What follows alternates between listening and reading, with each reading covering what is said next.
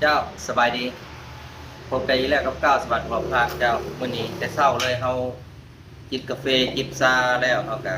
มีเวียกพักแต่เช้าเนาะของไอ้หักเพิ่นเอามาให้เฮ็ด2 4 6 8 9ถูกอันนี้แม่นปลัดขิกจากธรรมชาติเพิ่นให้ทัก3ห่วง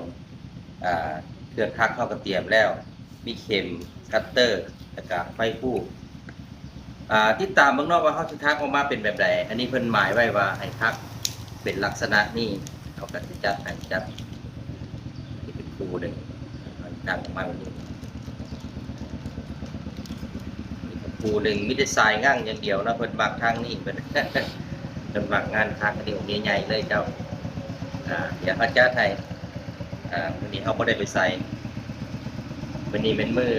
อ่า วันที่23เนาะคือวันเสาร์เจ้ามื้อนี้เป็นมื้อใส่บาตรมื้อใหญ่เขาเลยโอเคงานมื้อนี้เฮาเริ่มเฮ็ดให้เพิ่นเลยเจ้าบัดนี้ผู้ใดมัก